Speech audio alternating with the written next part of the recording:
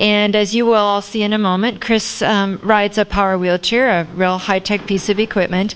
And I was giving a presentation about Eleanor's project and the work we were doing in Peru, and he called me the next morning on the phone and told me that as he was watching the presentation, he'd tried to imagine what it were like if he were living in that country or another country like that, and if he didn't have his chair, and what it would have been like for him to have to be carried someplace or be held on someone's lap because he couldn't sit up by himself. And so that was how I got to know Chris, and he started helping us out with Eleanor's project, and then he was a board member with us for a wonderful period of time before he had to resign because of other responsibilities. But he continues to be one of our great supporters, and we just appreciate him so much. And I would like to introduce you to him. He's going to come up and speak to you while you eat your lunch. Come on up, Chris.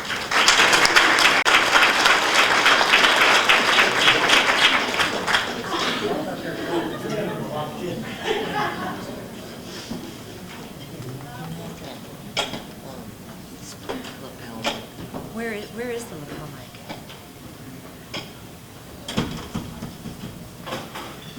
I'm getting a little. Could I have some technical assistance?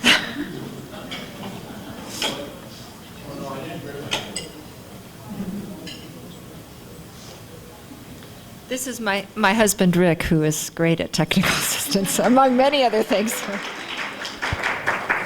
think it should be good. Can I put it here? Hello?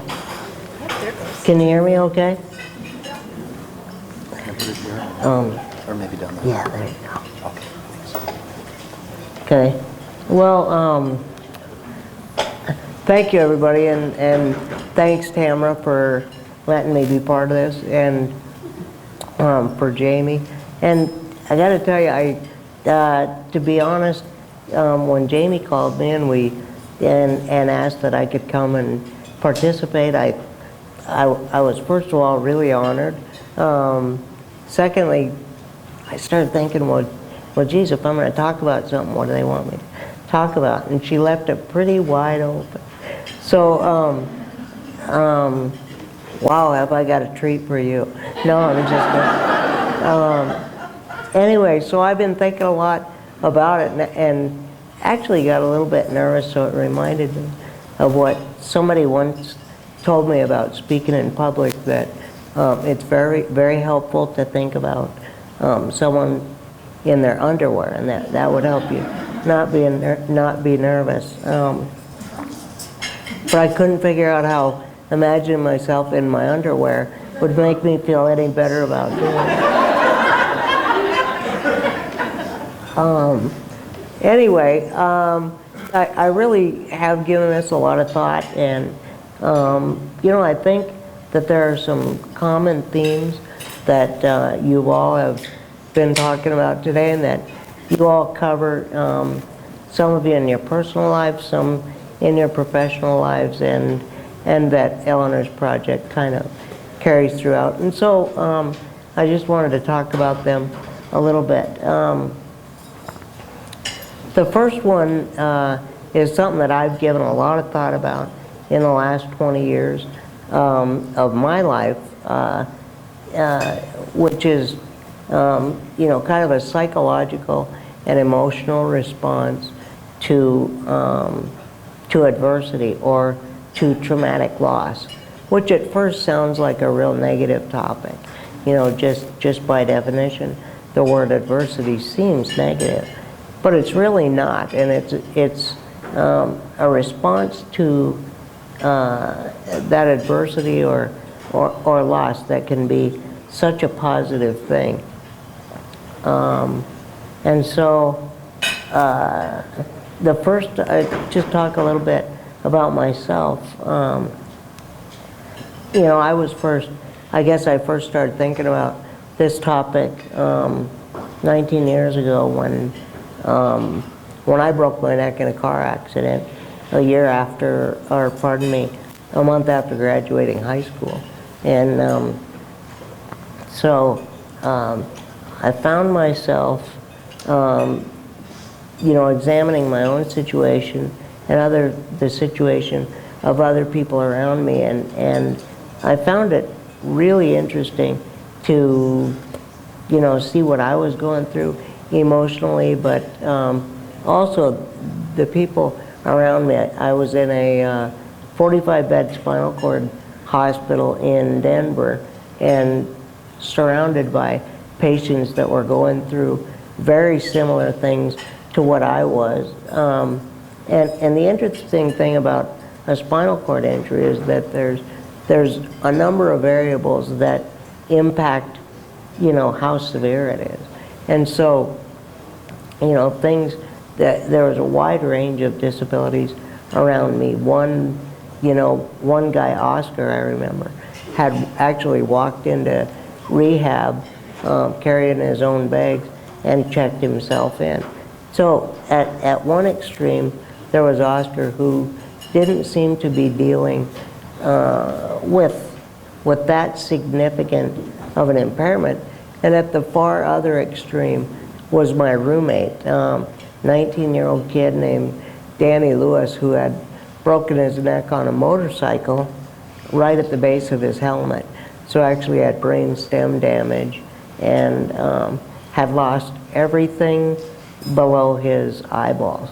That was the only function that he had. And so I saw this very wide range, and I found myself somewhere in the middle, maybe a little bit toward the upper end, but something that we were all dealing with in common was that our lives had totally changed. And it interested me to see how some people seem to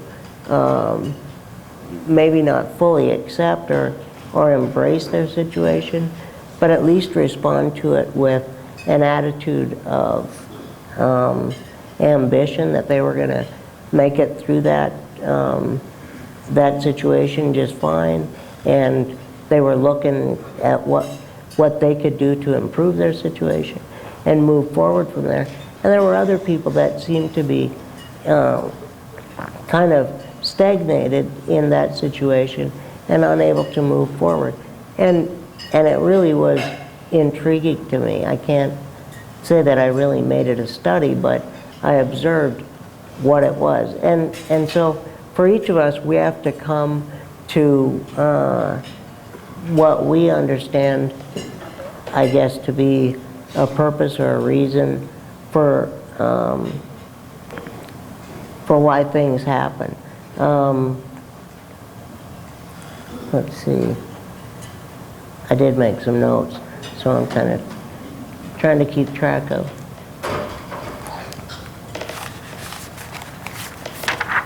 where I'm going here. Anyway, so after leaving rehab, I continued to see this same kind of behavior happening in my everyday life around me. You know, one common thing that we all have as human beings is adversity.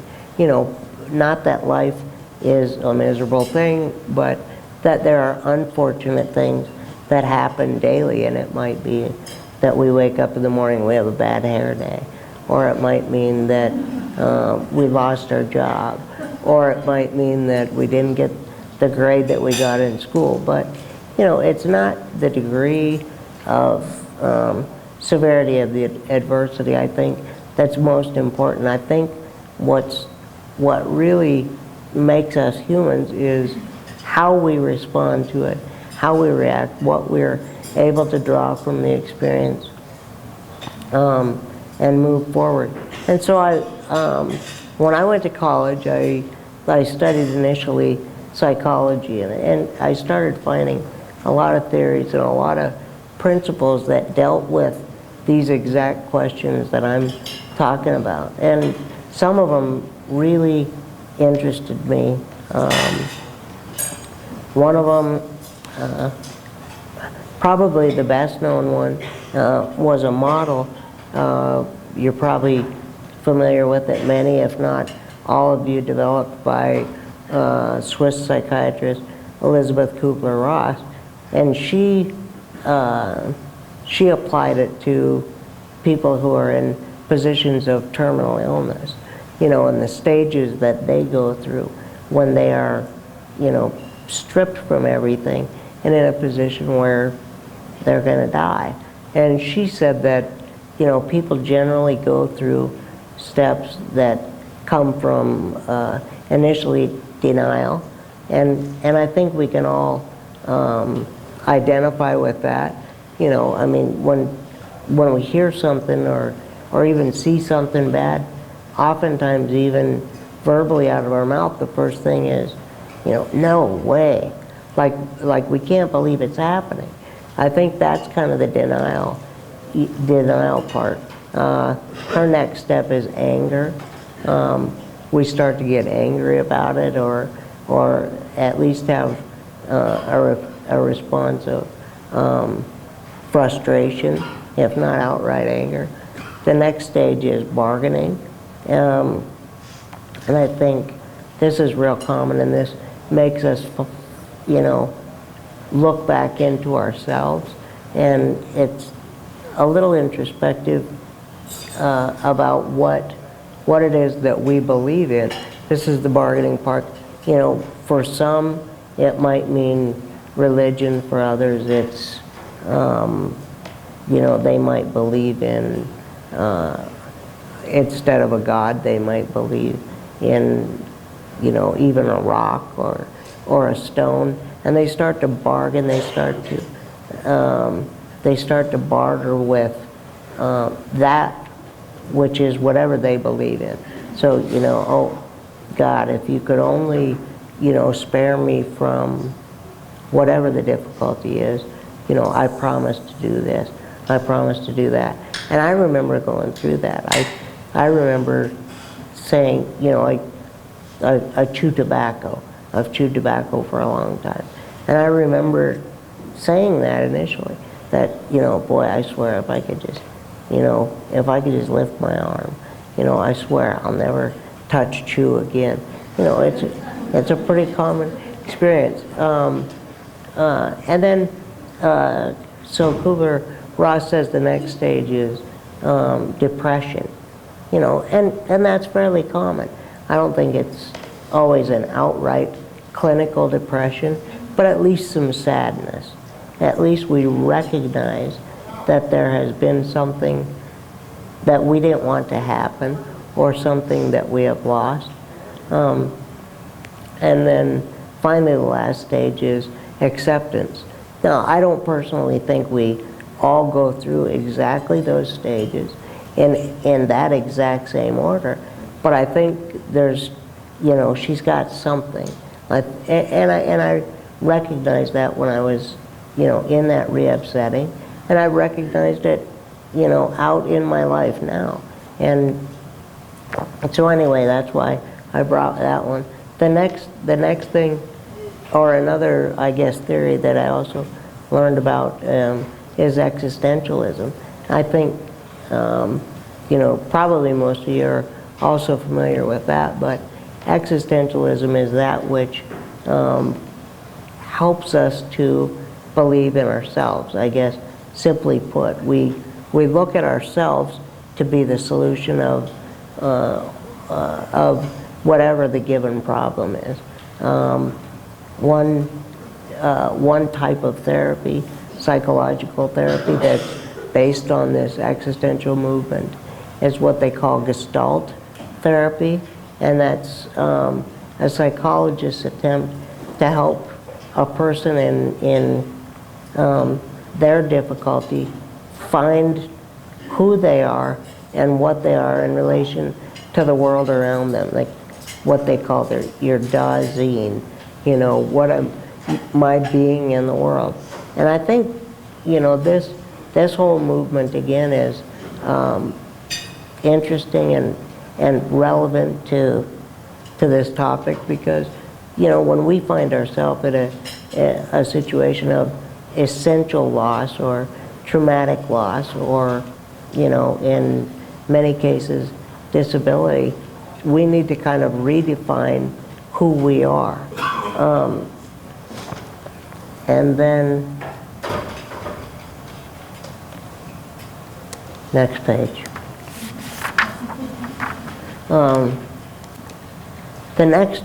The The next one that I wanted to talk about, and which I find to be the most interesting, is came out of the Holocaust, something they call logotherapy. There's a guy named Viktor Frankl that I find to be very fascinating. He was a doctor, a psychiatrist, who was a Jewish prisoner in Auschwitz, and the guy must have had just incredible integrity. He was in the concentration camp, and he writes in his books that he was looking at the exact things that I'm talking about today. He was looking at the prisoners around him who are probably in, as dire a situation as anyone that any of us in this room have ever seen. And he began to ask himself, what is it about each individual that allows them to react differently to this common situation? What is it that allows one individual to survive when another one perishes? What is it that allows us to have the strength to go on day by day? And so he developed what he called logotherapy, which is very related to existentialism, but it focuses even more on an individual and the individual's will, what he called will to meaning. And he said that man, or he meant mankind, mankind only learns to live when he or she begins to be able to find worthiness in suffering or worthiness in difficulty. That's a pretty novel thing, I think, that a person is able to understand a situation, a difficult situation, and fully embrace it by seeing themselves worthy of having gone through it. That's pretty incredible. And so, going back to my personal experience, I remember thinking that probably the best conclusion that I could come to, and this was quite a few years ago, my best conclusion was that I had, been through an accident and was left paralyzed so that I could bring some benefit to those around me, so that I could in some way benefit either the people directly around me or the world in general. And it took me quite a bit of time to realize that that's a pretty arrogant conclusion, actually, is how I feel now.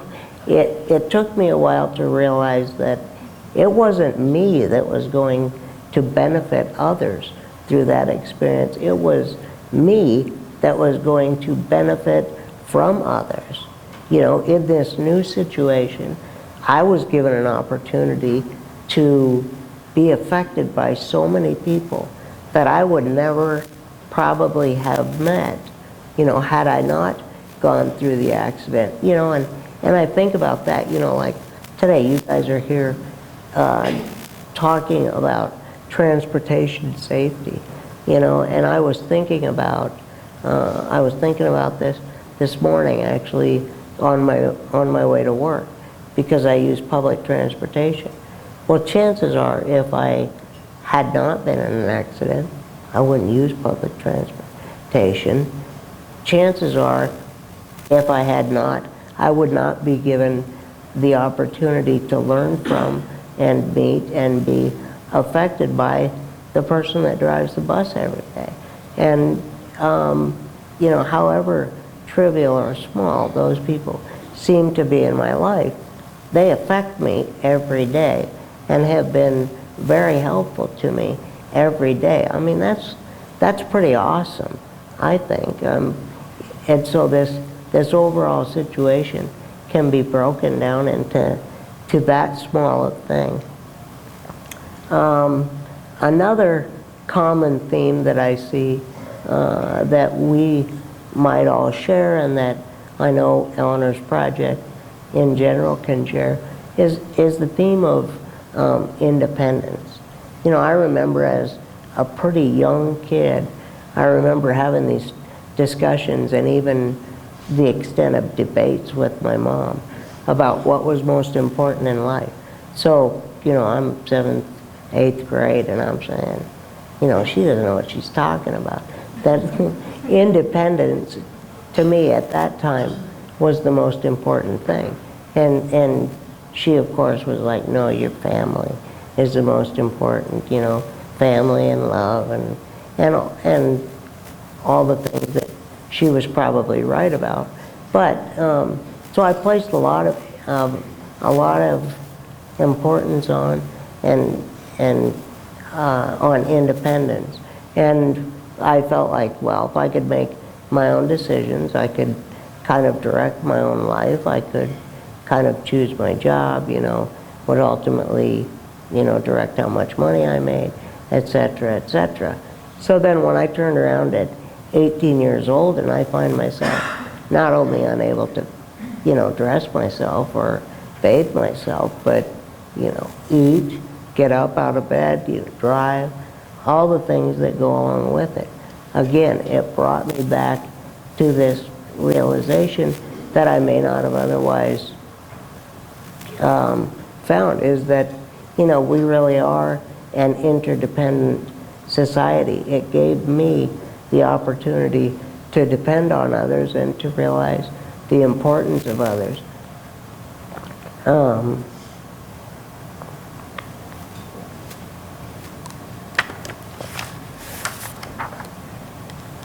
And I guess I can't get out of this situation, I mean this discussion right here without talking about, you know, the dependence that I have now on, probably the greatest example is my girlfriend, Mary. She's an incredible person. I've been with her now 21 years. Met her when I was 15 years old and didn't realize then how big of an effect she would have on my life. And so then we were apart for a couple years, and then we got back together, and then I found myself at that time to be pretty dependent, meaning that I needed some assistance. And that conflicted with kind of what I had placed importance on all along, which was my ability to be independent. You know, but in the last 20 years or whatever, Mary has taught me to understand how independence is not doing things for others, or pardon me, doing things for ourselves, but being able to make decisions for ourselves and being able to take part in activities for ourselves and for others. You know, another great example of dependence that has helped me to realize the good parts about it is, you know, in my social life with my friends. You know, my buddy Dan is a great example. He's been my friend since I was 12 years old. He's about 10 years older than me, and has always been a very avid outdoorsman, a very avid hunter, things that I also like to do, but without someone's assistance, it's not possible now. But anyway, so Dan and I have, you know, hunted together, fished together, and I've always had to rely on him for his assistance with those things.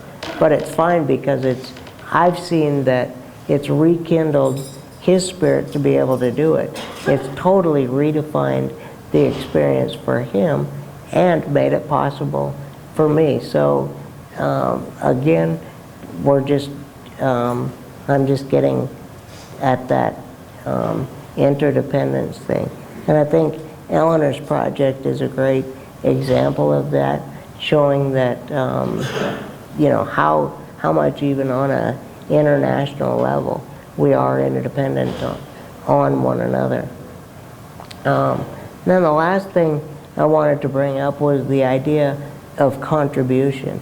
And as I was thinking about this in the last couple of weeks, thinking about being here today, I happened to get an email from one of my friends. He's about 40 years old and was diagnosed with cancer a little over a year ago, and so has been unable to work. And one of the things that he was emailing to me was that he felt this real lack of contribution because of his unemployment. And I remember that was something that I had gone through too, and I emailed him back and I explained, and then we later visited on the phone about how kind of a twisted idea of contribution that is for us to think that the only way we contribute is financially or by being employed. And that's kind of, I think, an American thing. You know, I mean, we identify ourselves through our jobs and through what it is that we do to pay the bills. Think about it. You know, you meet somebody, you're visiting with somebody for the first time, one of the first things out of your mouth is what your employment is. You know, hi, I'm Chris Clasby, I work at the university, or I'm so-and-so and I'm a teacher and everything. We allow ourselves to be totally identified by what it is that we make, you know, what it is that allows us to make money and pay bills. And so I was explaining to Michael that, you know, the idea of contribution, at least to me, is so much greater than what it is that we do from 8 to 5. And talking to him about the idea that maybe this last year has given him an idea to contribute in far greater ways than he could ever have thought possible. You know, his wife's been able to cut her work back to help him go through things. Maybe it's an opportunity for them to contribute to one another's happiness, for them to contribute to one another's lives. I said, you know, look at the inspiration, the power that Michael has given all of us, his friends, and the people that are around him. I said, you know, you have done far greater things in the last year than you would have ever achieved between 8 and 5. So don't tell me that you're not contributing, and don't tell me, you know, that you feel like you're not participating simply because you're not going to your job every day. And I think it's important, again, to reflect back to Eleanor's project and realize what their contribution is, and that everyone in this room today contributes, you know, to that same, I guess, general purpose. I mean, we wouldn't be here today if we weren't contributing, learning to contribute to someone else, or learning the best and safest manners to contribute to someone else. So that's the end of my notes. So anyway, I think that's it, and thanks for allowing me to be here for a few minutes today, and that's it.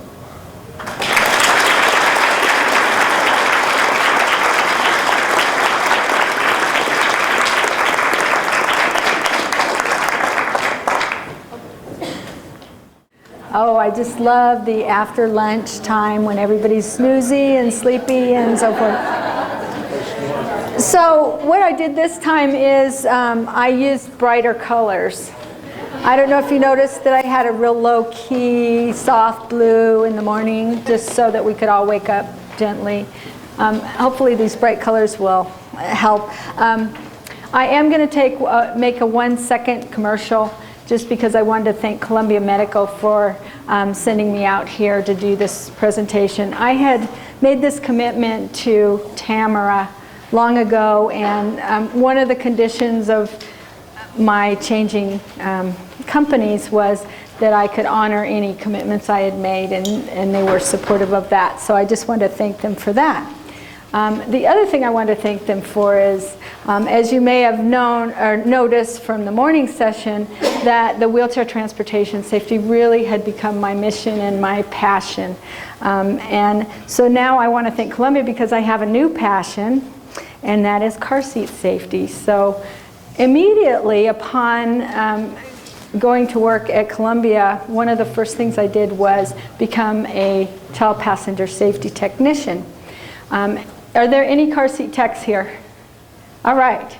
So you guys will appreciate, but when I signed up for it and they told me it was 4 days, and it was actually 5 because we had 1 day of hands-on car seat checks and tests and so forth. I just wondered, what in the heck what is all this about that it could take that many days to learn about car seats?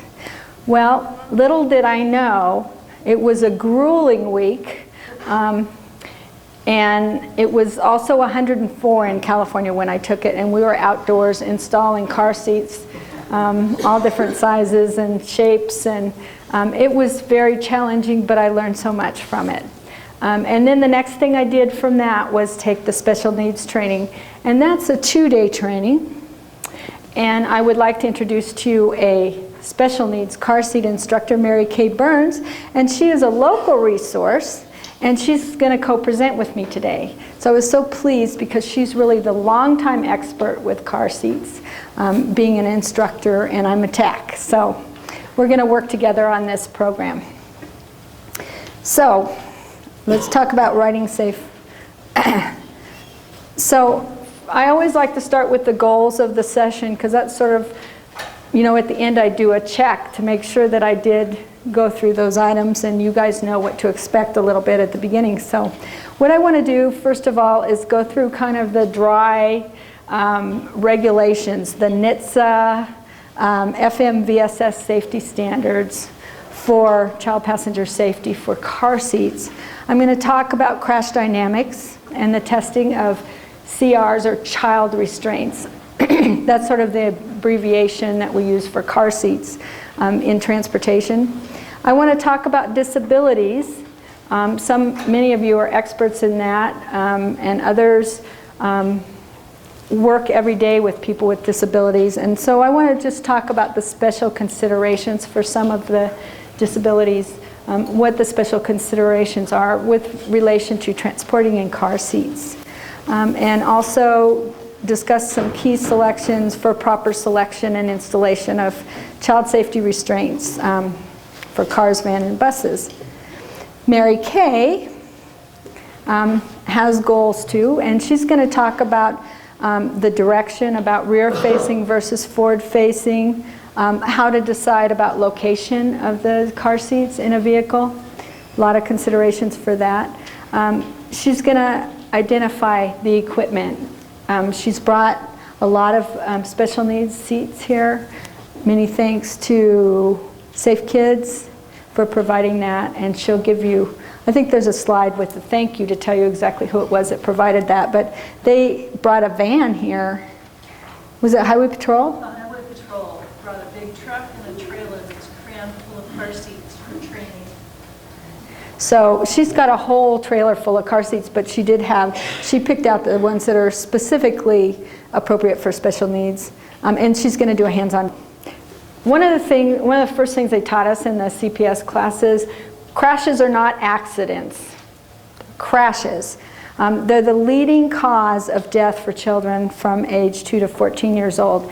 Every day in the United States, an average of 5 children age 14 and younger were killed, and 568 were injured in crashes during 2006. So we all know that this is definitely a safety issue that we want to think about for kids, the leading cause of death for these children. So I think I already went through this, why the 30-mile-per-hour crash test. Let's see if this is going to play. There you go. This is a crash test of a car seat. And if you notice the large head, because you know, the younger a child is, the proportionately larger head they have, Those little markers here, what they do in a car seat crash test is that they measure the excursion of the head, the forward movement of the head, and it has to be within certain parameters in order to pass the car seat test. Also, nothing can break off, nothing can fly off. So the 30-mile-per-hour crash, like I said, I'll repeat it again, is that it's the change in velocity, the delta V. And a couple of years ago, there was a Consumer Reports went, and somehow they weren't aware of this, and they had a big press release. Does anybody remember this? You do. They had a press release because they crash tested at 50 miles per hour, a bunch of commercial car seats, and everything failed. And so there was a big panic on the streets about, even the best of the car seats were not passing the crash test. What they didn't realize that was such an extreme force that, it was just an unreasonable crash test. So they ended up issuing another report saying that was a mistake. So 30 miles per hour is the crash test standard. In a crash, there are 3 collisions. First of all, the vehicle begins to stop as it hits another object, and it takes about 1/10 of a second. In a 30-mile-per-hour crash, the time of crash to full stop is about 1/10 of a second. Then there's the human collision, and that the occupant continues to move towards the point of impact at the same speed, even though the vehicle begins to stop, and then they connect with an outside force, which makes them stop. An unrestrained occupant will hit the inside of the vehicle somewhere in the path of motion and slow down to a stop in a few hundredths of a second, and only the body absorbs these forces. For a restrained occupant, the outside force will be met by a seat belt. So the seat belt then becomes the object that is stopping them in what makes them stop. The internal collision. So beyond that, the third collision is the occupant's internal organs continue to move in the body, and they go towards the point of impact and hit the bones in the skull and so forth. And this is what killed the Dale Earnhardt, because his brain hit his skull. So that third impact is what happens in a crash. I don't know if any of you have heard that weight times speed equals the force in a crash. So these objects that are flying around, a 5-pound object times 60 miles per hour, I'm not that good at math, but it's heavy, Yeah, 300 pounds? Okay, 300 pounds, so. And this is a picture that we see too frequently. Babies on the lap. Does anybody know who that is? No? Somebody got it? Britney Spears. So, and this, of course, was something I showed you before, Veronica. Education can help with this. Caregivers are often well-intentioned. In California, we have a lot of immigrants from Mexico. Oftentimes, I see families without a car seat. And I want to just take them to Walmart. I almost did it the other night. And I don't know, has anybody done that? When you see a child that's not in a car seat? I don't know. It's kind of scary in Los Angeles to do stuff like that, so I didn't. But so who should be involved in the selection and installation of the car seats are the family members. They definitely need to be able to use that car seat. It needs to fit in their personal vehicle properly, and believe me, every vehicle is different. The healthcare professionals, especially for special needs, healthcare professionals need to be involved in car seat selection. CPS technicians, they're an excellent local resource, and they have car seat safety checks, but also they're available for consultation too. And other representatives from health and educational services. This is a list of your local Missoula CPS technicians, and there's one instructor, Lonnie Hutchinson, and then, is Lonnie here? No? Is your name on this list? No? Yes. She said no. I'm new there. You're new, they haven't posted it yet. Okay. So these ladies back here are CPS techs, and they definitely are a good resource for you to use to get information. So I'll talk about the rules. National Highway Traffic and Safety Administration is the one who makes the rules. They have a lot of functions, but they make the regulations. The first regulation is FMVSS 208, which regulates our seatbelts in our cars and frontal airbags. And beginning with 1996, all seatbelts need to lock. They must lock to be able to secure a car seat properly. So if you have older than 96, it may not lock, and there are other things that you can do to lock the seatbelt. But FMVSS 213 is really the main standard related to child restraints, to car seats. But it covers car seats up to 65 pounds. And a lot of the special needs car seats are above that weight. So their compliance with 213 really is voluntary. But for children to 65 pounds, the standard includes crashworthiness. So it has to go through the 30-mile-per-hour crash. They're very, very detailed in specifying the labeling and instructions. The labeling is just very specific. So if you read the label on your car seats and they seem confusing to you, it's NHTSA that makes the manufacturer do that. The wording is very explicit, what they have to say. The good thing about that is that it's standardized. So you should be able to see exactly the same information on every car seat. They may add other stuff, but there's basic information that has to be included. Flammability, and there's a standard for buckle release pressure so that the buckles won't break or come undone. It also included lower anchorages and tethers, latch, for child restraints. So this is the law that makes the car seat have the provision for lower anchors and tethers. And so the lower anchor is a replacement for seat belts in installation. Some people, sometimes I think it's a lot easier and sometimes it's real difficult, but it does provide an option to use the lower anchors.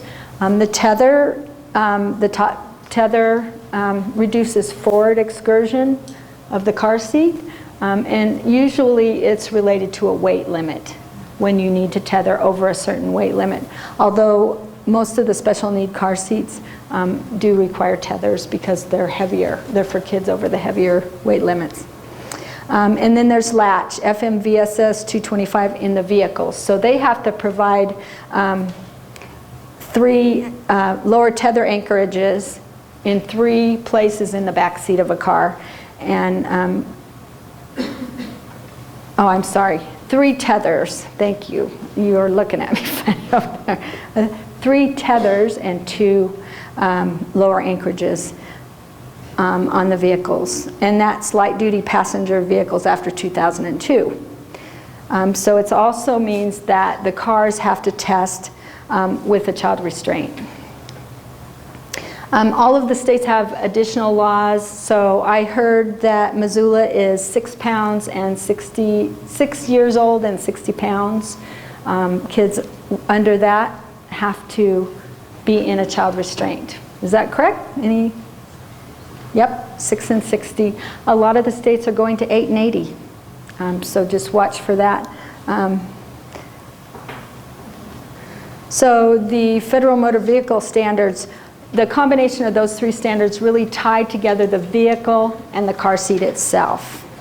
The seat belts, the latch anchorages, and what's on the car seat. So here are some guidelines for transportation. First of all, you want to minimize travel and make frequent stops. If you have oxygen or other equipment, you want to make sure you have enough power for at least twice the length of the trip. Position the child in the back seat with someone, with an adult observing whenever possible. Certainly, if the person is going to be has to be in the front seat for some reason, you have to disable the airbags. So that's important. Deactivate the airbags. And you want to have a medical care plan and a list of healthcare providers. Especially for the smaller children, conventional restraints really are the best. They're very widely available and economical. So for the smaller children, many times they can be used, but they may be used provided that the child is within the weight limitations of the car seat, and also they have adequate hip flexion to sit in the seat. They can breathe satisfactorily and can maintain head control in the seat. Some of the considerations for restraint selection are their weight and height and age. Every car seat's different, and you really just need to look at the car seat itself, the labeling, and their user's guide to find out that information when you're making selections. You want to consider their medical condition, their recommended seated position, should they be rear facing, the other family members. You know, if they've got 3 kids in car seats, I had a van drive up at a car seat check that had 5 kids in it. And they were varying ages, so it's kind of a puzzle to figure out which kids should be in the back. If one is going to have to be in the front, which child is it going to be? So it's a very complex decision sometimes about where they're going to sit. What medical equipment they have, and funding, of course, is always an issue. I'm going to talk about some of the medical conditions that need special consideration. Low birth weight, orthopedic conditions, developmental delays, neuromuscular, respiratory, behavioral. There are a lot of conditions that need to be considered. So, low birth weight. This is such a cute little one. And they actually have some nice little car seats for the real wee ones, right? I think there's one that goes to 8 pounds. Up to 9 pounds. 9 pounds, okay. This one of the smallest car seats only goes to 9 pounds, but it, you know, really has a small harness and is really appropriate. So less than 5 pounds or less than 37 weeks is considered premature. And what you're really considering is apnea, which is stopping of breathing and the heart rate slowing and oxygen desaturation. So those are the things you're concerned about with a low birth rate instant. So you want a child restraint with a small harness. You want them reclined, right? You want to avoid trays or shields. You might want to center them, or you want to center them in the car seat with rolled towels or receiving blankets. You can have padding on the side, but not underneath and not behind. You may want to put a rolled washcloth to fit the crotch strap properly. You can use a rolled washcloth at their crotch. The recline angle should be 45 degrees, or follow the child restraint manufacturer's instructions. And of course, you want to limit the travel time for these babies. The next disability I want to talk about, and this for some reason seems to be one that I get a lot of calls at Columbia Medical about, is spica. They wonder if they can use our car seat for spica. And so the spica is really a hip surgery to correct or prevent dislocation of the hips or dysplasia. I'm looking to you, is that right? Okay. Surgery is usually done at a young age. Would you say usually by 3 years of age? That's what I hear. So it's usually a little child. The casting only lasts for a few months. It's a short-term casting. How long does anybody have 6 months at the max for a cast? You're not sure. It's fairly short-term. It affects the child's ability to bend at the hips. Some of the solutions for a spica cast are a car bed. There's a special car seat, which Mary Kay will show you, which is a special spica seat. It's called a hippo, designed for that. And I think some hospitals have those available for use after surgery on a rental, not a rental basis, but a loan basis. Or a car seat with low sides. And another option might be a modified easy-on vest. Sideline. The next one I want to talk about is spina bifida, and it's myomeningocele.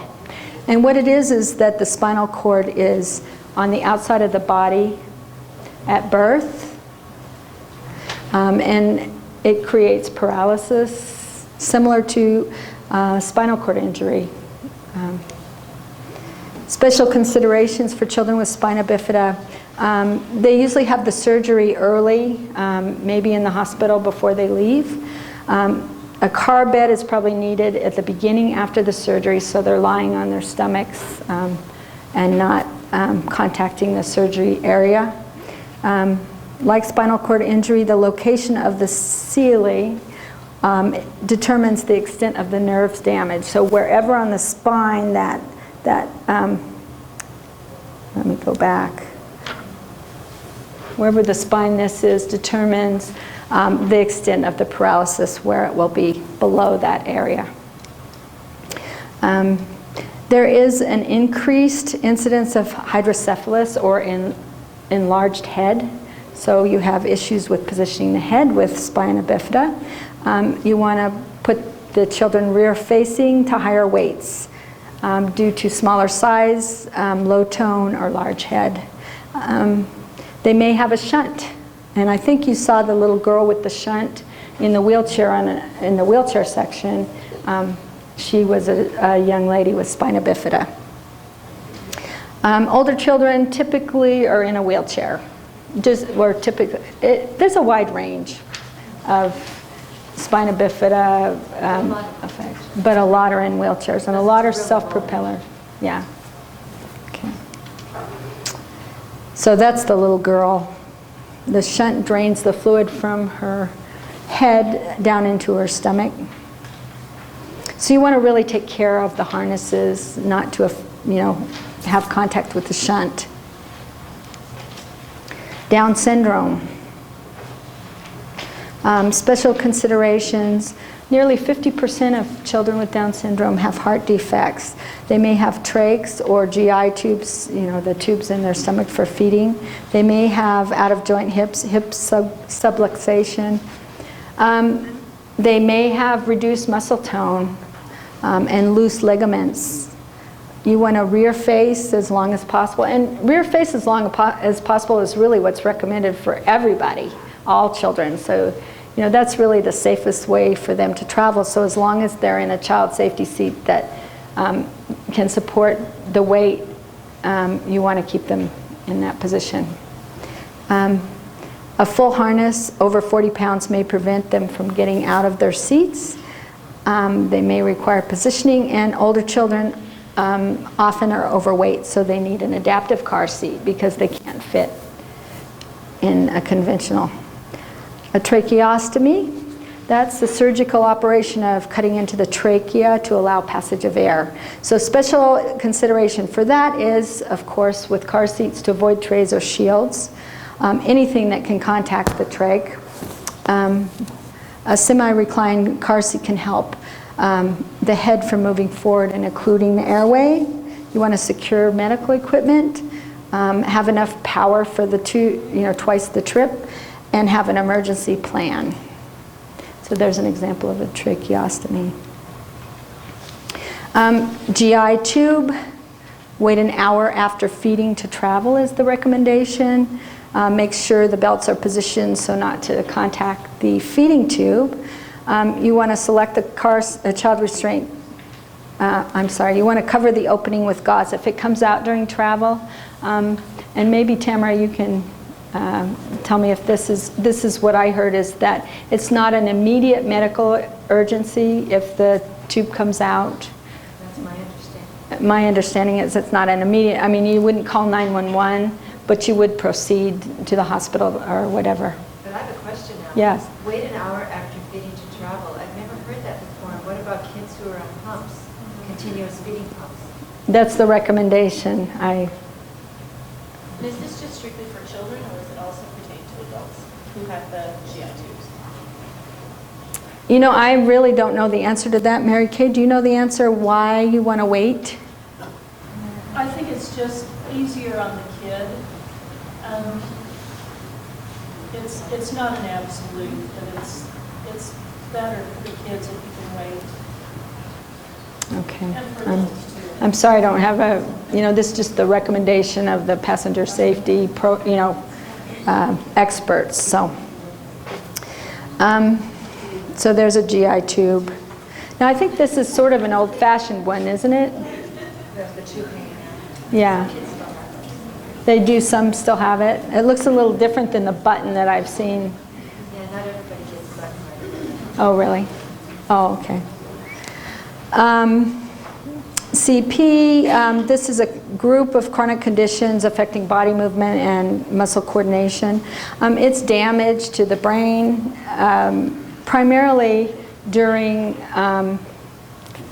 at the fetal stage, fetal development, before, during, or after birth, and even they consider CP up to a year. Usually it's from lack of oxygen, anoxia. Is that true? Yeah? Okay. So there's a baby with CP. A child with CP may be able to walk, but may be weak. It may affect their ability to walk without support, so they may be use a walker. There's such a wide variety of CP. They may have hydrocephalus and need a shunt, but then the effect may be profound. Retardation. So some characteristics are internal and external hip rotation, weak joints, high tone, low tone. They may need leg braces. They may have scoliosis, and they may have seizures. So they often have poor head and neck control. So that's really one of the considerations in selecting a car seat, and how far they should be reclined, what positioning options they have. A forward-facing convertible seat does allow semi-recline to aid upper body positioning. You want to use a 5-point harness as long as you can, and that's also true with the other kids. It's not just for special needs. The recommendation is keep kids in that harness as long as possible. It really fits their body better and gives them better protection than a 3-point lap and shoulder belt. Use rolled towels or blankets on the sides. And adaptive restraints may be necessary. Brittle bone disease. Their long bones are extremely brittle.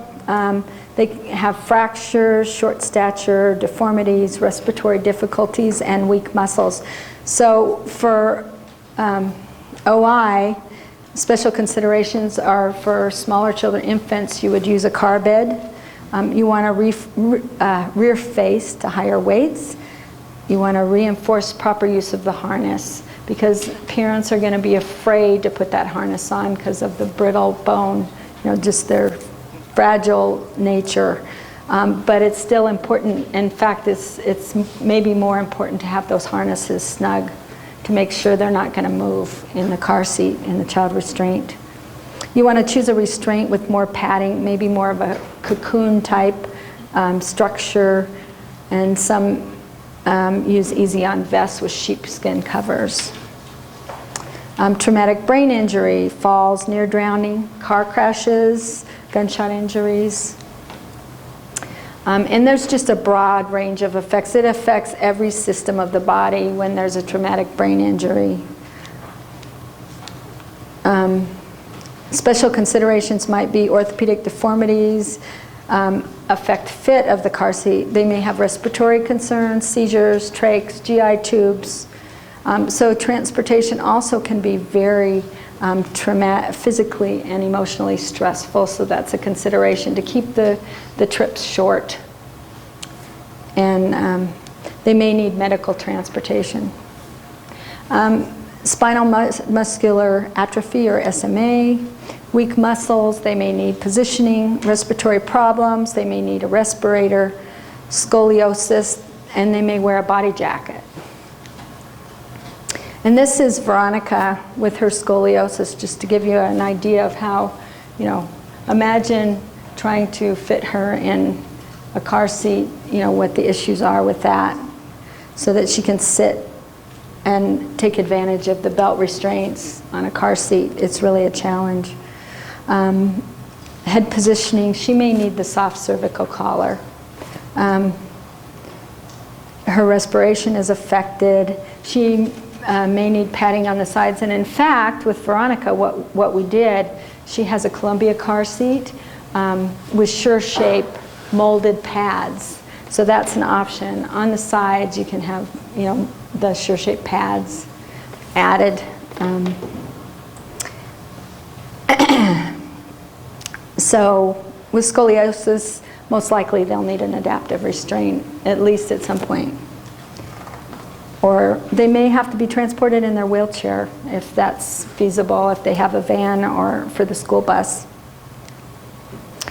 Duchenne muscular dystrophy, and this is primarily affects boys, and it's progressive, characterized by shoulder weakness. They may gain excessive weight, so it's something that you have to think ahead when you're selecting equipment. Where will they be in a year, 2 years, 3 years? By 10, they'll need braces, and by 12, they'll probably be using a wheelchair. So, and they have a lordosis, and that makes positioning where they're sway back. Well, I'm sorry, they're this way, right? So, and I think that helps with their balance, right? They stabilize themselves. So then when they walk, they don't bend their legs, right? Is that what you see? Kind of with... Not exactly, but... Okay. Layman's terms here, but anyway. The shoulder weakness also makes it difficult to lift them into the seat. So they may eventually need to be transported in their wheelchair. Behavioral conditions. They may be a danger to themselves, a driver, or other passengers. They may resist the use of occupant restraints. Somebody told me today about a Houdini. Who was it that told me about the Houdini that gets out of their car seat no matter what? I mean, that's really a challenge. So really the family needs to try different car seats, different restraints to see what's going to work out. Besides a behavior management plan to try and encourage them to stay in their seats so they won't be a danger to themselves and others. If the child's unbuckling the seat belt, consider using latch, because that's something they can't undo easily. A lot of times an upright travel vest is used with the zipper on the back, with a back closure, a large medical seat for older children. One of the things that they teach us in the CPS training is not to use aftermarket or unregulated products. So you don't, a lot of those things that you see that are going to reposition the belt and different head pads and things like that, you don't want to use that stuff. Anything that doesn't come with the car seat doesn't go in the car seat in the car. It's really a important thing to remember.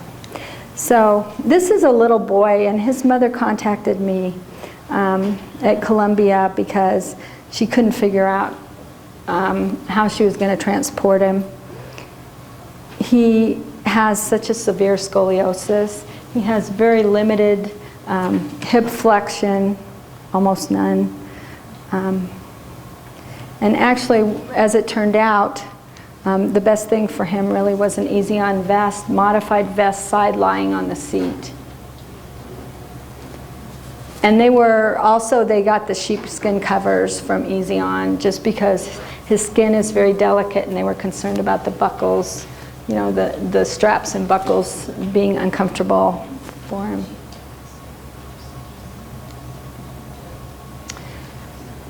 And this is Jenna and Ayumi. They are primordial dwarfs. They're so cute. They were on Make-A-Wish, and they got their whole bedroom redone in a small version. It's so cute. They're teenagers. I'm thinking they're, what would you say? Seems like they're 16, somewhere around that age.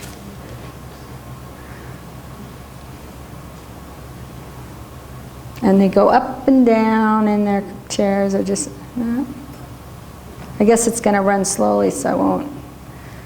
Are they twins? Pardon me? They're twins. So they sit in a car seat. They happen to be a Britex car seat, and this is before I joined Columbia. So They had a Britex, but very good solution for them. They're really in the weight limit that they could ride rear facing, but it just seemed like for their age, it wasn't age appropriate. So they are traveling forward facing in this special needs car seat. And here's Veronica, and I think I told you the story about this, so I'll skip that. So tips for proper positioning: read and follow manufacturer's instruction, make sure their bottom's flat, back and bottom flat against the seat, don't put extra padding in, under or behind, receiving blankets, rolled cloth, I think I went through all this. The harness retainer clip should be at the chest level, at the armpit level. And what that really does is holds the straps on the shoulders. It's something that even, might break in a crash. It's just really to position or come loose in a crash. It's just to position those straps is the purpose. The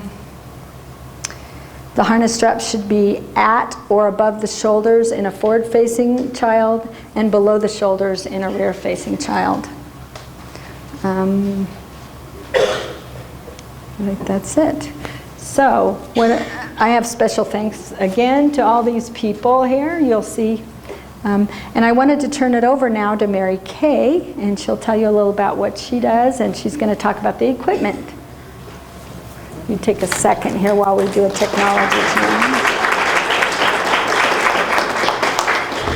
Good job.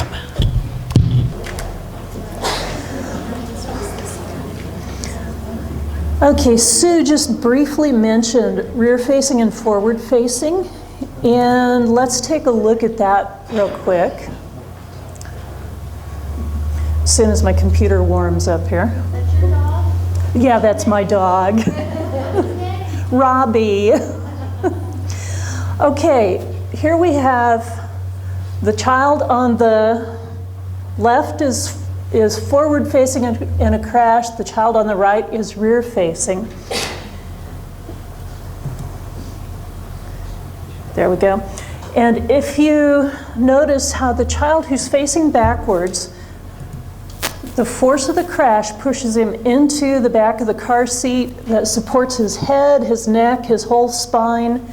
It's very, very protective. Over the, 10, 15 years, they've been keeping track of kids who've been injured and not injured in serious car crashes. Kids who face backwards are very, very rarely seriously injured in crashes. While kids who face forwards, their head a lot of times is thrown forward. It puts a lot of stress on the spinal cord. Your spinal cord is designed to stretch maybe 1/4 of an inch, but in some of these serious crashes, when the head is thrown forward, the head stretches and pulls that spinal cord enough to compress it or even break it. This is a rear-facing crash. See how that child is cocooned in the car seat and protected? That child is very safe rear-facing. And then one more. Like your dog. Yeah, oh, he's a sweetie. Now here's a kid in a forward-facing crash. Watch his head. We saw this one earlier, but see how that heavy head flies forward? See the strain put on that neck. This is why it's so important to keep kids facing backwards as long as possible. And Robbie, one more time.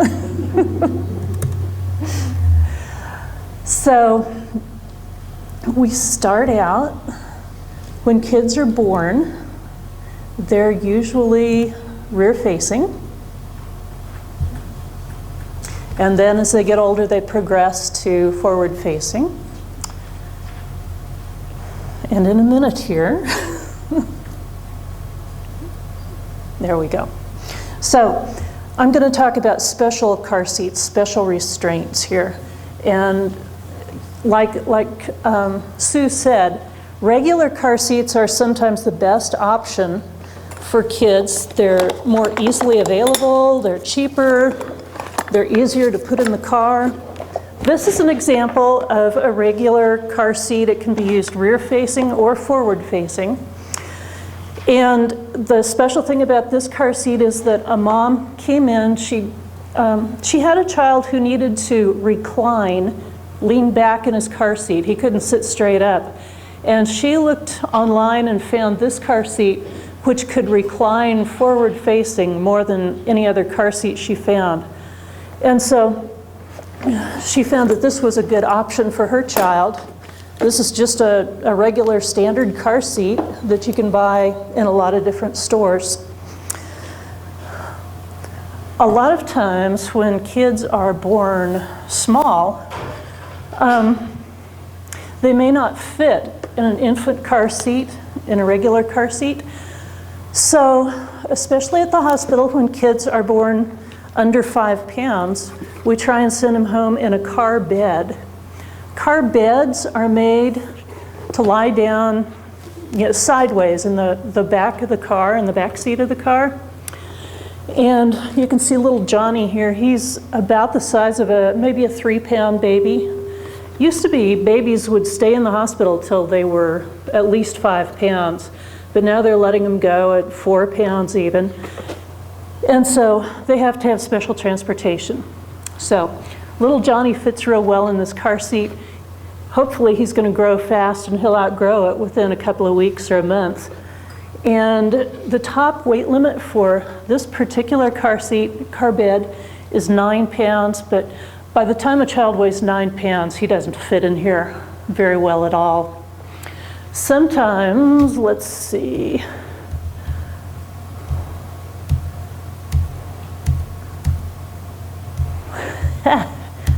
Here we are. This is the Angel Ride or the Angel Guard.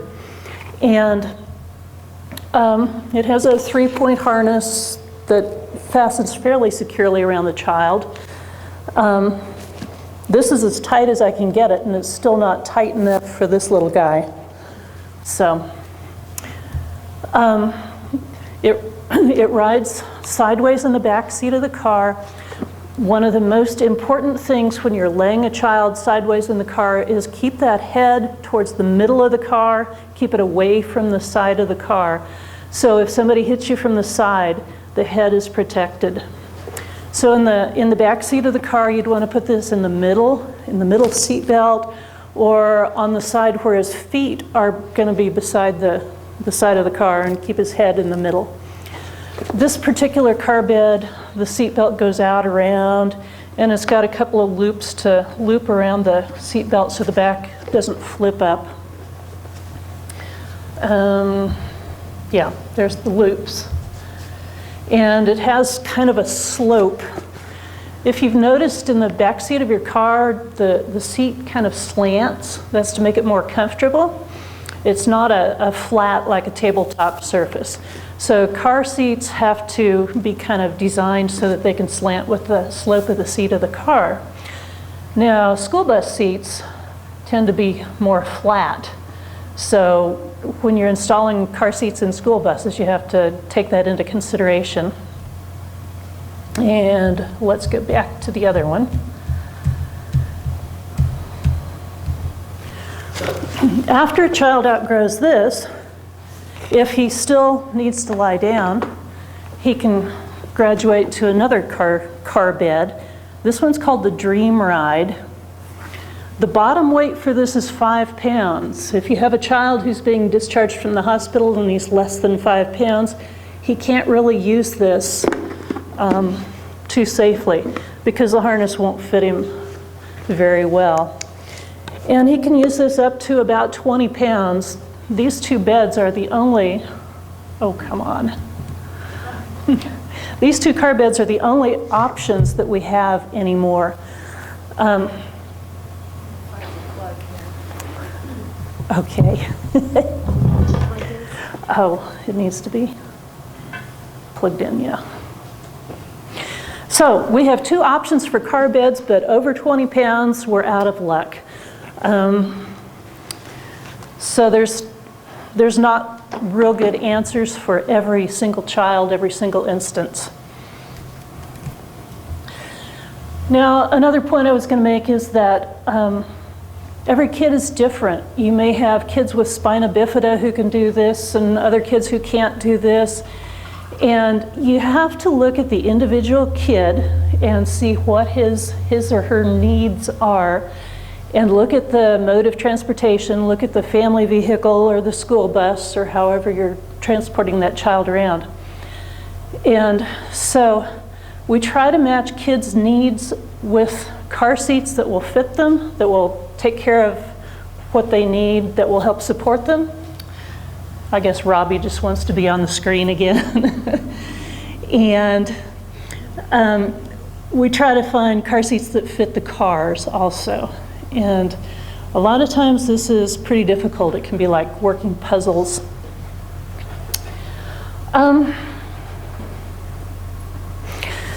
So after a child doesn't have to ride in a car bed anymore, he can ride in a regular car seat that faces backwards.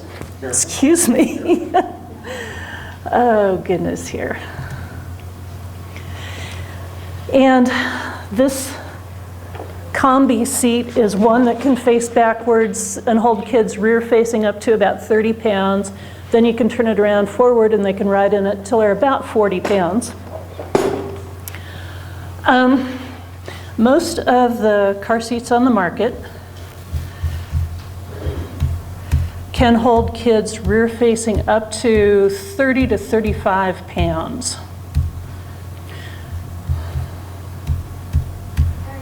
Yes. At the Times conference, I saw a car seat that goes for 45 pounds rear facing. But the issue is the legs, right? Well, the legs are really not a problem.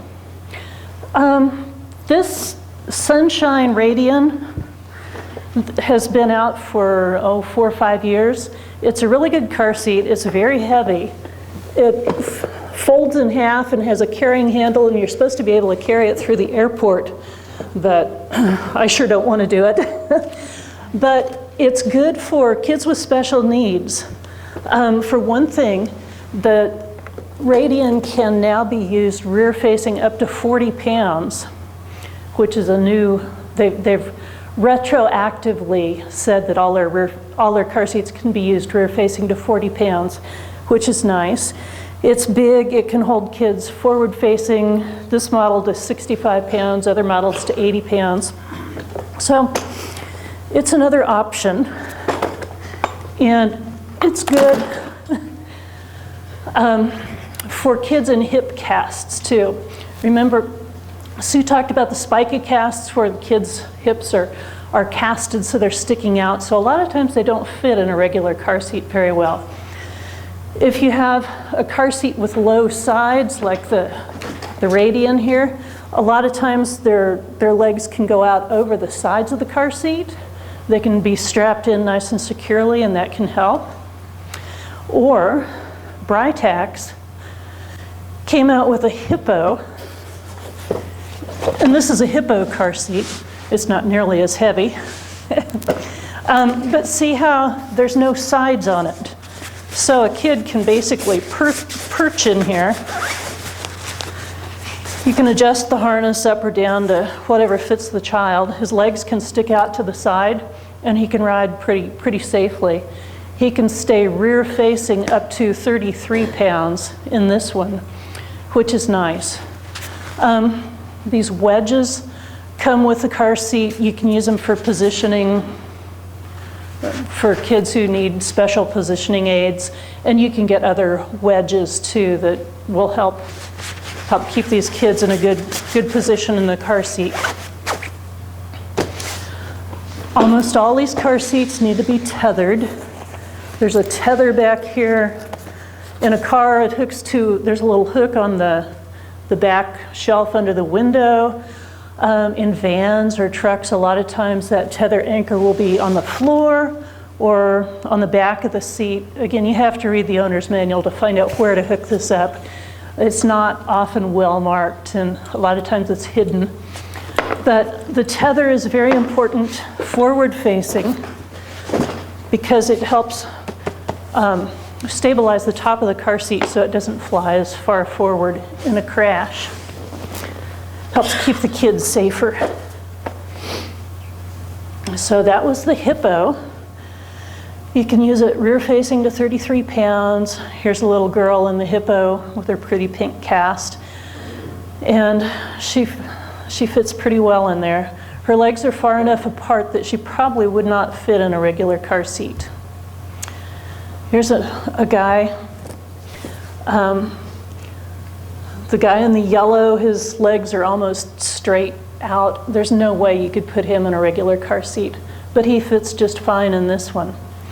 So this is a good option. Again, casting kids like this is usually fairly short term, but they still have to make a lot of trips to the doctor's office, to the hospital. And so they do need good transportation. And then this other child has the bar between her knees to hold her legs, stabilize them. And so you have to work in around that with the belts on the car seat. Well, then we get to the forward-facing medical seats. These are larger seats, usually with a much higher weight limit for children who can't sit by themselves. Let's back up a minute and make the point that kids are usually safest in a regular car seat or sitting on the vehicle seat. They're safer that way than they are in a wheelchair. And sometimes that's not an option for these kids, so they need bigger car seats. These seats can be very expensive. They can be difficult to install in vehicles. There are cars that these seats will not fit into. How do you decide what kind of car seat a child needs? Work with a physical therapy, occupational therapy, the doctor. Work with the car seat manufacturers. They've got a lot of online information and catalogs. I was looking at a catalog out here. It's really interesting. There's a lot of car seats available for different kids with different needs. One good one is the Britax Traveler Plus, and we saw a child in a Traveler Plus just a little while ago.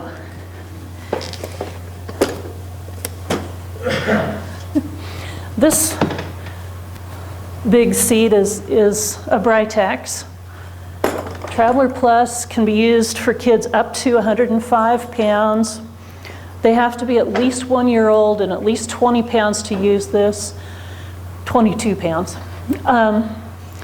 And so they've got a long ways they can grow in this. This is a forward-facing only seat. And I've known some parents who've used this. They really like it. It's a heavy, heavy seat. It's very awkward, but once you get it installed in your car, it's a pretty good seat. This particular seat and the brown one on the end both use a serpentine belt path. When you pull out the seat belt, and this seat belt isn't even long enough to fit, but it winds around the front of the seat, in through a hole in the back, behind the back, out through the front, and around the other side. So the belt holds both of the sides of the car seat in. It's very secure once you get it in there, but it's kind of tough to do it. And then, of course, there's the tether. And this tether's all wound around everything, but this one even has 2 hooks, so you can hook it to 2 different hooks in the back of the car. If you're going to use these car seats on a school bus, I don't know exactly how you do it or if you do it. You have to use them with a tether, and you have to have the belt that is long enough to wind in and out. And so these are more used in private vehicles, in people's vans.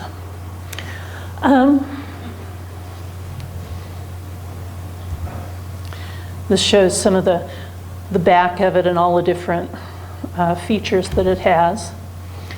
You can add a recline bar or a seat extender to make it fit a larger child. There's a girl in a Traveler Plus. The Traveler Plus also comes with all kinds of different padding that you can put in different places to fit whatever the child needs. There's a kid in one. Then there's the Columbia seat. This is the larger one, the 2000 is the smaller one. You've got both on display. This is a big seat. It is a big seat.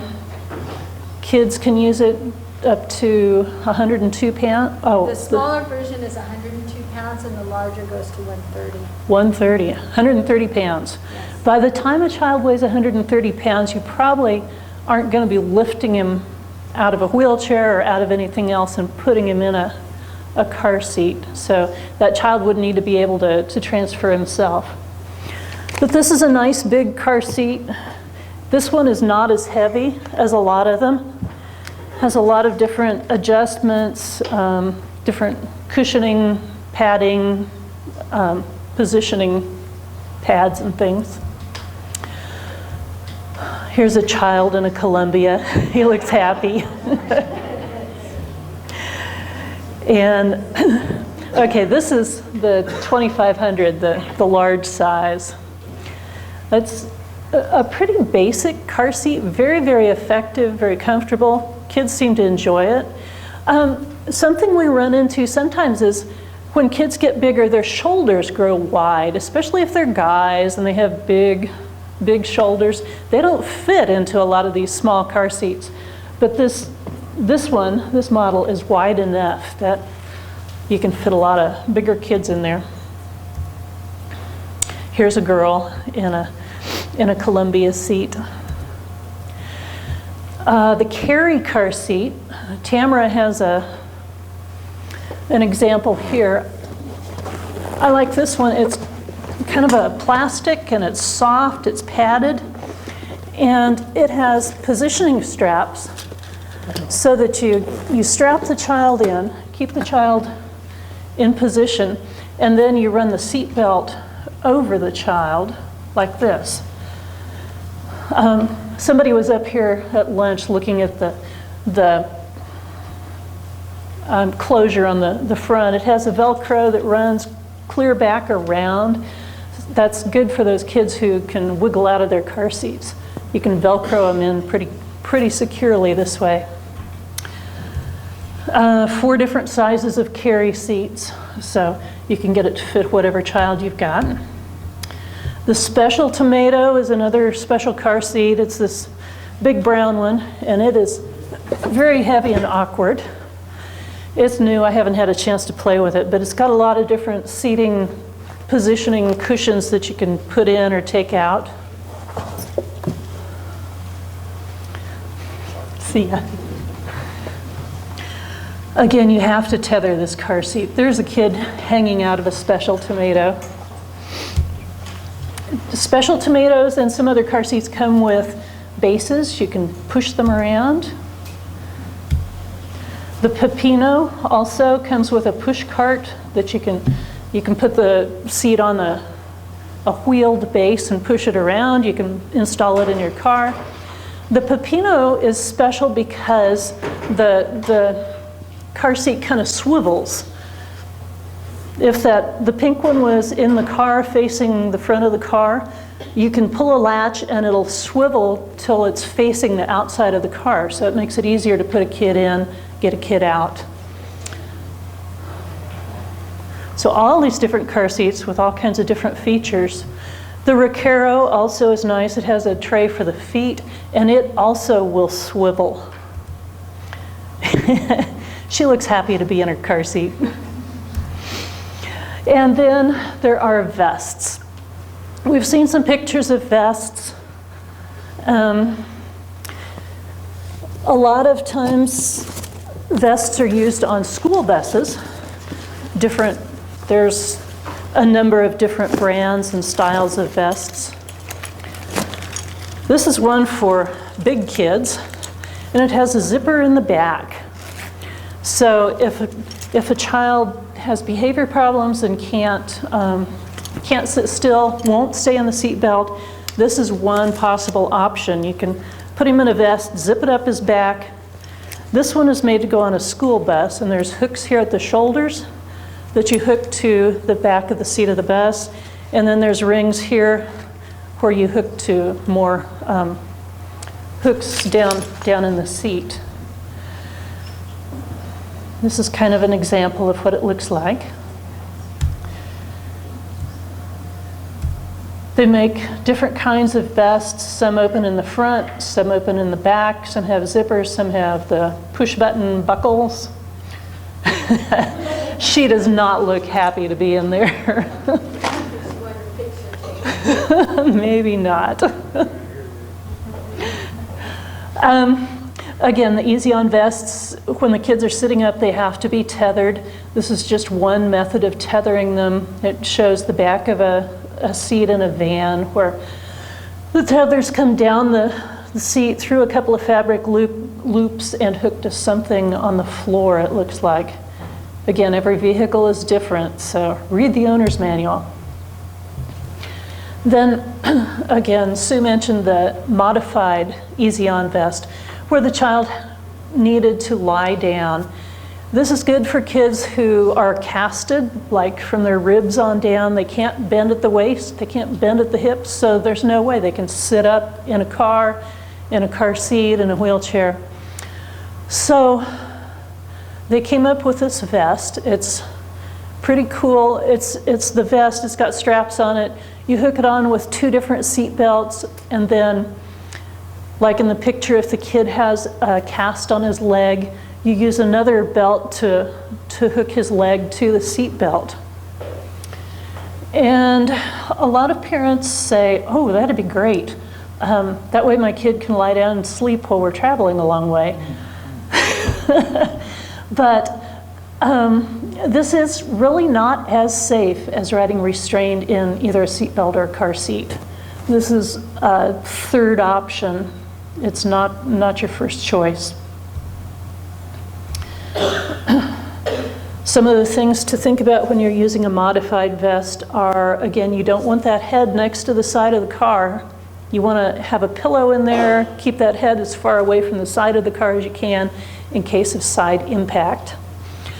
Also, all that space on the floor needs to be filled in with blankets, pillows, sleeping bags, something that you can kind of see. Costco paper towel rolls. Yeah, lots of paper towel rolls. That's a good way to do it. There's a lot of good seats that have been discontinued. They're continually making more. I just got an email last night about a couple new special needs car seats that they're sending out some information on. I haven't seen them yet. Yes? Those discontinued seats, is there any reason why people cannot keep using them? Well, Because I know of some of those floating around in my garage right now. The manufacturers suggest, and the Juvenile Products Manufacturers Association says that car seats should definitely not be used after they're 10 years old. The recommendation is about 5 to 6 years is their usable life, and 10 years is the absolute cutoff. Every car seat that's made should have a label on it that tells the date of manufacture, and you can look at that and figure out how old it is. Some of the reasons are they're continually coming up with newer, safer car seats, and so some of these older ones don't have the same safety features as new car seats. I think it's just kind of up to the parents and the caregivers what they choose to do and what they have available.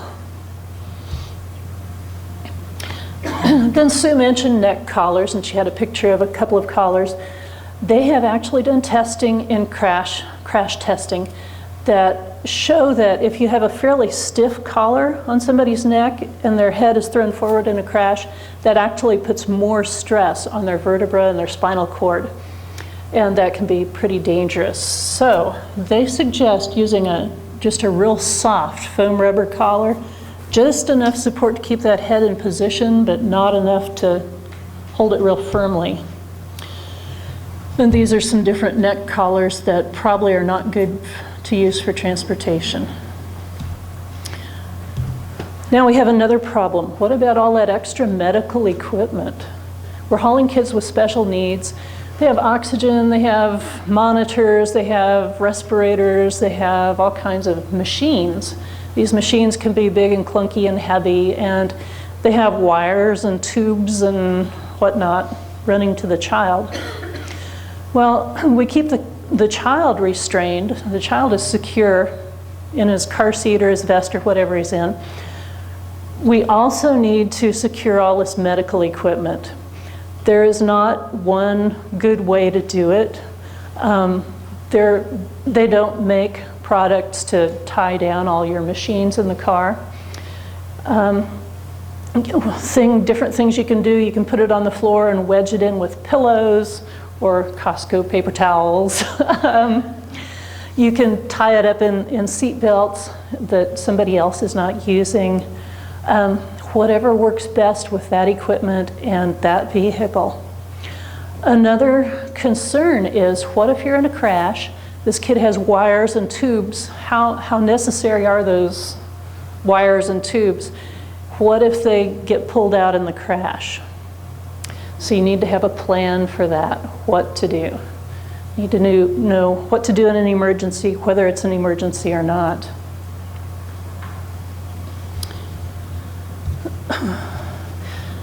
Then something else we need to think about is who else is going to be riding in the vehicle?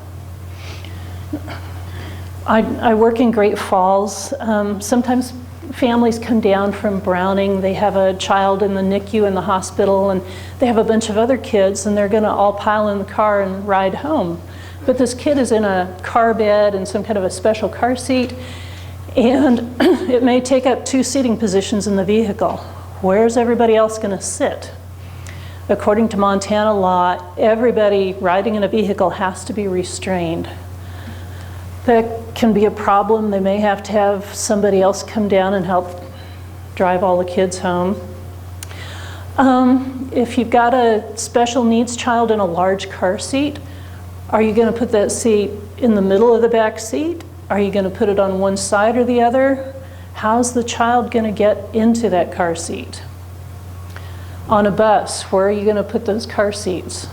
Not blocking the emergency exits, not blocking the aisles, not sticking out in the aisles. So there's a lot of different things to consider. I don't have all the answers, but I know we need to talk about all the things involved. Another thing that we saw earlier this morning was there was a car seat, or wheelchair actually, with something sharp sticking out at the back of it. What if there's a person seated behind that in a crash and they come flying forward and get stabbed in the face or whatever? So we need to be aware of all these different issues in transportation. So it's not easy, but we can make it a lot safer than we have been in the past. Questions? Yeah. You said do you live and work in Great Falls? I live in Cascade. I work in Great Falls. Yeah. In a hospital? At the health department. So do parents come in and look at some of these things? Yeah. Yeah. I'm also the special needs instructor for the state of Montana. We're going to have another class in April. But yeah, my name and number are on some websites. They can always call, and I can kind of guide them to the good resources. I think I gave out your email address to these people. Okay. Okay. Yeah. So you have all this great sample car seats. Is it ever possible, would you say send one to Missoula so that a family can look at it? Or? Actually, these are stored in the car seat training trailer that the Montana Highway Patrol has. So yeah, we have access to them. We can send them with. Because that's one of the real problems that we have is you look at things in catalogs. And it's difficult to actually have a chance to have the child sit in it. Yeah, yeah. Yeah, we can get it to you within a couple of days whenever the highway patrol is going from Helena over to Missoula or wherever. So, yeah. Are those, I have a little girl that I have to transport in a van once in a while.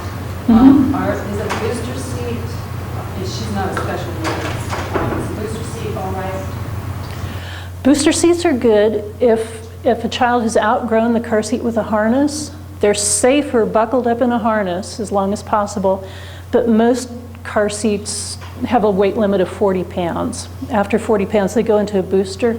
You've got to have a shoulder belt as well as a lap belt to hold a child in a booster. But yeah, booster seats are really safe if the child can stay seated there for the whole trip. Thank you. Mm-hmm. All right, thank you, everybody.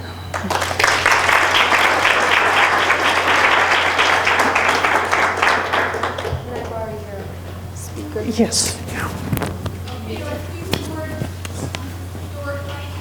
I did have one thing I wanted to say. One of the things that I was really excited about coming for was to bring a new car seat that Columbia is about to release. So it's going to be over in the exhibit area. I'm not going to go through a demonstration, but it's going to be called the Spirit, and it's a positioning car seat. So if you want to take a look at that, we have brochures, and you can talk to myself or Jeff Galka in the back, who's a representative here. He's our regional manager for Columbia. So if you'll take some time to do that too. Okay? Thank you.